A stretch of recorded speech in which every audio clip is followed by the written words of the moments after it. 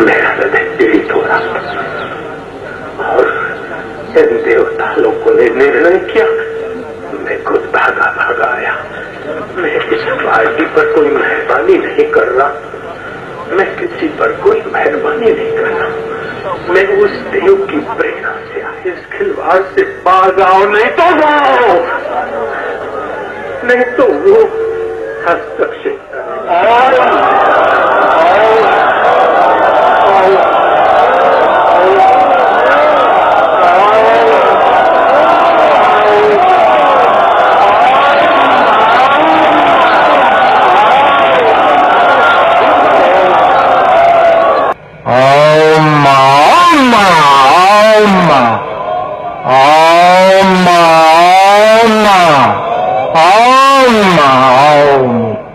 ये ओमकार की गर्जना तो आप सभी ने सुनी ही होगी। क्या वजह थी जो संत आशाराम बापू को ऐसी गर्जना करनी पड़ी? आइए जानते हैं कि इस गर्जना के पीछे की सच्चाई। सन 2008 की बात है। साध्वी प्रज्ञा ठाकुर, जो कि एक हिंदू संत हैं, उन पर आतंकवादी होने का आरोप लगाया गया था। चारों तरफ से लोग उन्हें भगवान आतंकवादी के नाम से बुलाने लगे और उसी नाम से उन्हें जानने भी लगे। साध्वी प्रज्ञा ठाकुर को अरेस्ट किया गया और जेल में डाल भी दिया गया। जब उन्हें चारों तरफ से टारगेट किया जा रहा था, तब बेखौफ संत आशाराम बापू सामने आए और उन्होंने बेखौफ तरीके से सारी दुनिया के सामने सच रखा और खुल के उनका समर्थन भी किया। संत आशाराम बापू ने हमेशा से ही बोला कि अगर संत ही नहीं रहेंगे तो सनातन संस्कृति कैसे बचेगी। आज साध्वी प्रज्ञा ठाकुर जेल में नहीं है तो उनका फर्ज नहीं बनता कि संत आशाराम बापू का समर्थन करें, जो एक 85 वर्षीय संत हैं और वह बहुत ही पीड़ा में हैं। क्या उनके लिए कोई समर्थन नहीं करेगा? ये सवाल हम साध्वी प्रज्ञा ठाकुर से पूछते हैं। जब संत आशाराम बापू आश्रम की प्रवक्ता नीलम दुबे साध्वी प्रज्ञा से मिली और उन्होंने संत आशाराम बापू के लिए समर्थन मांगा, तो उनके शब्द थे कि हम खुलेआम समर्थन नहीं दे सकते, पर दिल से हम एक ही हैं। आइए सुनिए खुद नीलम दुबे से। वाह, मैं खुद रिक्वेस्ट करने गई वृंदावन में। एक साध्वी को मैंने हाथ जोड़ के प्रार्थना की कि हम तो गृहस्थ लोग हैं, अपने मतलब से साधु संतों के पास जाते हैं। आप तो स्वयं साध्वी हैं, स्वयं संत हैं। एक संत की सहायता नहीं कर सकता क्या? ये समय आप खुद देख रही हैं कि बापू गलत फंसाए गए हैं। मैंने हाथ जोड़ के प्रार्थना की उनसे। उन्होंने कहा कि हम अंदर से एक हैं। ये समय ये है कि अंदर से और बाहर से अलग होता है कुछ। साधु और संतों के लिए अंदर क्या और बाहर क्या सब एक ही बात होती है। लेकिन उन्होंने मुझे ये कह के पलटा दिया कि भीतर से हम एक हैं, हम भीतर से बापू के लिए चिंतित हैं। क्या प्रूफ है इस बात का कि वो भीतर से एक है और भीतर से बापू के लिए चिंतित है? हम साध्वी प्रज्ञा से पूछना चाहते हैं कि आपको किसका डर है? क्या संत की यही पहचान होती है कि अधर्म को चुपचाप बैठकर देखना? बताइए प्रज्ञा ठाकुर, हम सबको जवाब चाहिए। अब बात करते हैं हमारे योग गुरु बाबा रामदेव जी की, जिनको संत आसाराम जी बापू रामलीला मैदान से ही सपोर्ट करते आए हैं। और रामदेव के लिए बोलते हो साइकिल पे जाते थे, अभी हेलीकॉप्टर में जाते। अरे स्टेनोग्राफर प्रेसिडेंट हो जाता है फिर क्या है? रामदेव के पीछे पड़े हैं। साइकिल पे जाते थे, अभी हेलीकॉप्टर पे जाते थे। तेरी आंख में ककरी काय को है? तेरे को क्या पीड़ा है? साइकिल पे जाते थे, अब हेलीकॉप्टर पे जाते तो तू खुशी मना के भारत का एक संत उड़ान भर के इधर उधर घूमता है। खुशी की बात है, धर्म का जय हो रहा है, संस्कृति का प्रचार हो रहा है। तेरे आंख में कंकरी क्यों घुसती? क्यों है? साइकिल पे जाते थे, अभी हेलीकॉप्टर। अरे ऐसे शराबी कबाबी भी हेलीकॉप्टर पे घूमते, वो तेरे पेट में चूक नहीं आती? कैसे हरामजादे है। साधुओं को कुछ होता है तो आग लगती है खोपड़ी में। वेलिंगटन सिटी में वेलिंगटन सिटी में कितने अरबों खरबों रुपया है, अपना राजधानी जमा के बैठे, वो क्यों ककड़ी नहीं घुसती? हो 1100 करोड़ हो गया तो ट्रस्ट का है, उनका क्या है? और उनका भी है तो संत के पास होगा तो समाज की सेवा होती है ना। मेरे पास अभी कुछ भी है तो हर रसायन बांटता हूँ, रेलगाड़ी चलाता हूँ लोगों के लिए। और मुफ्त में सत्संग देता हूँ, मंत्र दीक्षा नहीं। मेरे पास मेरे आई के पैसे, माझे पैसे सब लुटा रहा हूँ। साधु के पास पैसे तो विदेश में थोड़ी ले जाता है, हरामियों के पास पैसे होते तो विदेश में भी जाते। ये रामदेव के पीछे पड़े हैं। ये वंदनीय जिनके दर्शन से कोटि कोटि जनों की आत्मा को शांति मिली और चेतना का स्तर उन्नत हुआ। धर्म, संस्कृति, अध्यात्म और भारत की उदात्त परंपराओं को पूरी ऊर्जा के साथ स्थापित किया हो, ऐसे महापुरुष के मैं दर्शन करूं ऐसा तो हो ही नहीं सकता था। इसलिए स्वयं यहां पर मैं अपने आप को आकर के धन्य और कृतार्थ महसूस कर रहा हूं। अब देखें इनका दूसरा रूप। तौर पर भी इस बात को कहना चाहूंगा, कुछ मीडिया के भाई पीठ पीछे से हम पर भी वार और प्रहार करते हैं। मैं आपके सामने बैठा हूं, जो पूछना मुझसे पूछो कि बाबा को भी लोगों ने दौलत दी, तो भाई बाबा तो आज भी जमीन पर सोता है, 2 कपड़े ओढ़ता है और किसी महिला से एकांत में नहीं मिलता है। आज जब बाबा रामदेव के ऊपर हमले हो रहे हैं तो आज उन्हें हिंदुत्व और ईसाई मिशनरियों की बातें याद आ रही हैं। अरे इसी वजह से तो बापूजी को मोहरा बनाया गया था, क्योंकि संत आसाराम बापू हिंदुत्व के प्रखर प्रवक्ता थे और सभी संतों साध्वियों के आरोपों के फंसने के बाद बापूजी ने ही खुल के समर्थन किया था। चाहे वो सत्य साईं बाबा, शंकराचार्य, जयेंद्र सरस्वती, जूनागढ़ के संत केशवानंद, साध्वी प्रज्ञा या स्वयं आप बाबा रामदेव। और इसी बाबा रामदेव के कारण तो संत आसाराम बापू को उल्टा ये तक बोलना पड़ा कि सोनिया मैडम भारत छोड़ो, क्योंकि रामदेव बाबा ने कांग्रेस सरकार के विरुद्ध रामलीला ग्राउंड दिल्ली में आंदोलन किया तो बाबा रामदेव को कांग्रेस सरकार में महिलाओं की सलवार में जान बचाकर भागना पड़ा था। तो बापू को सोनिया गांधी के लिए भारत छोड़ो बोलना पड़ा। इस कारण कांग्रेस की सोनिया गांधी बापूजी के विरुद्ध हो गई और इसका भुगतान उन्हें 2 साल बाद ही झूठे आरोपों में फंसाकर ही जेल भिजवा दिया गया। बापूजी पर आरोप लगाने वाली लड़की के मेडिकल रिपोर्ट में रेप की पुष्टि नहीं हुई और ना वो नाबालिग थी, क्योंकि 12वीं में थी। और रामदेव जी अपने व्यापार के चक्कर में बापूजी पर झूठे आरोप लगे तो बापूजी को ज़रा सा समर्थन नहीं दे पाए।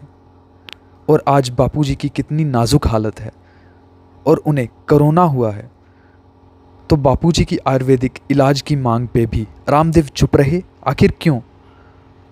अपनी ब्रांड वैल्यू के इमेज के चक्कर में आज तक उनसे मिलने तक जेल में नहीं गए और आज आयुर्वेद के नाम पर डींग हाँकते हैं और कहते हैं कि वो ईसाई मिशनरियों के निशाने पर हैं, जबकि विश्व हिंदू परिषद के अशोक सिंघल और राज्यसभा सांसद बापूजी से जेल में मिलने तक गए हैं। आज बाबा रामदेव संत आसाराम बापू को भूल गए। आखिर क्यों उनको ये याद नहीं आता अपना समय जब बापूजी ही सबसे पहले उनके समर्थन में आए थे। अंत में मेरा एक यही सवाल है, क्या देश में आयुर्वेदिक की मांग करना अपराध है? अगर नहीं तो आसाराम बापू को कोरोना के बावजूद आयुर्वेदिक ट्रीटमेंट की जगह ज़बरदस्ती एलोपैथिक ट्रीटमेंट दिया गया। अभी भी ऑक्सीजन की सप्लाई की जा रही है। इस पर बाबा रामदेव खामोश क्यों हैं? क्या आयुर्वेदिक की पैरवी करने वाले बाबा रामदेव इसमें कुछ बोलेंगे या सिर्फ अन्याय को सहन करते रहेंगे? अब बात करते हैं श्री कुमार ब्रह्म स्वामी जी की, जिनको संत आसाराम बापू में महान ब्रह्मज्ञानी संत दिखते थे। हमारे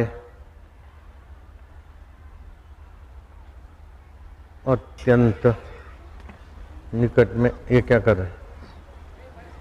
ये क्या कर रहे हैं? कुमार स्वामी, मैं भी आ जाऊंगा फिर। ये तो आपने कृपा करके उठाए रखा, अब तो चरणों के योग्य भी नहीं है। ये तो आपकी उदारता है। मानता है, आपका स्पर्श करना ही बड़े भाग्यों से मिलता है और आपने हमें अपने साथ बैठाया। सूर्य ने मोमबत्ती को पास बैठा के रखा हुआ है, इससे आपकी उदारता और क्या होगी। और हमें इस दृढ़ का कि हम आपके साथ बैठे हैं कि निश्चय ही आपकी मानता और इसका वर्णन किया नहीं जा सकता। हमें इस चरणों की धूलि पे सदा बैठाए रखो, ये आपसे प्रार्थना। और कहते थे कि मैं इनके चरणों की धूलि के बराबर नहीं। आइए अब इनका भी दोगलापन देखते हैं। मैं पूछ रहा हूँ कि क्या नारायण साईं और आशाराम को संत कहना चाहिए? संत मेरी दृष्टि में तो संत नहीं है। संत मेरी दृष्टि में तो संत नहीं है। क्या है फिर आपकी दृष्टि? मेरी दृष्टि में जैसे साधारण मानव हैं, जैसे। अब हम स्वामी जी से पूछना चाहते हैं कि हम इनकी कौन सी बातों पर यकीन करें। क्या स्वामी जी संत आसाराम बापू के पास अपने स्वार्थ के लिए जाते थे? कुमार स्वामी जी, हम सबको जवाब चाहिए कि संत आसाराम बापू की सेहत देखने के बाद भी आपके अंदर इंसानियत नहीं जागी। दुर्भाग्य है अपने देश का। तो आइए अब बात करते हैं देश के जाने माने संत श्री श्री रविशंकर जी की, जिन्होंने देश को तो उन्नति की राह पर चलाने की बात की आर्ट ऑफ लिविंग के तहत, और आज उनसे इतना बड़ा अन्याय कैसे देखा जा रहा है। आज संत श्री आशाराम जी बापू पर इतने घिनौने और बेबुनियाद आरोप लगे हैं और उनकी उम्र और बिगड़ती सेहत को देखकर भी उन्हें बेल तक नहीं दी जा रही। तो इस घोर अन्याय पे क्यों चुप हैं ये संत? एक महापुरुष की पीड़ा से हजारों हजारों साधु पीड़ा सहते नंगे पैर दिल्ली की सड़कों पे आए, धूप में घाम में तप रहे। ये पाप किनके सिर पर जाएगा? ये करोड़ों करोड़ों हिंदुओं की आहें किनके जिम्मे जाएगी? ओम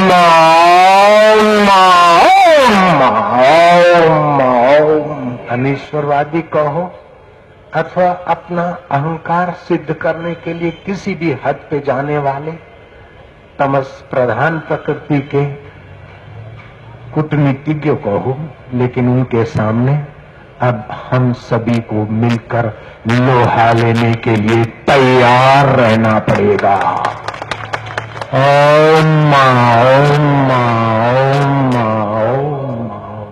वो गए तो नरक जाए।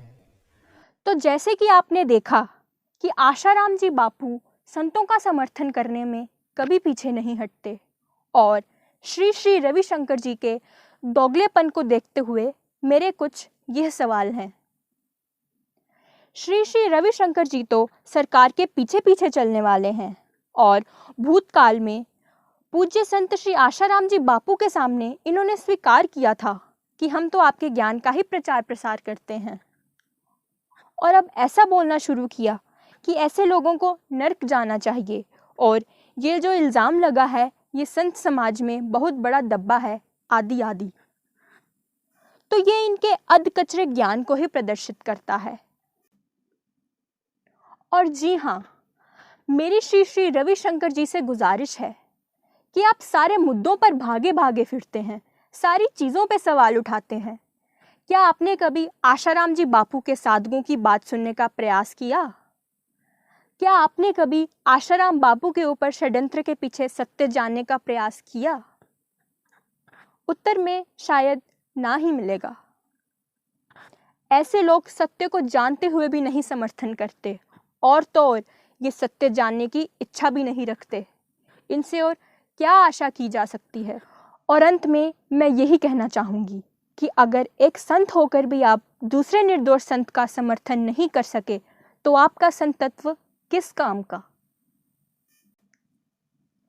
और शायद आशाराम बापू ही एक ऐसे संत हैं जो किसी भी साधु पर कुछ भी गलत होते देख सबसे पहले उसका विरोध करते हैं और संतों का समर्थन करने में भी कभी पीछे नहीं हटते।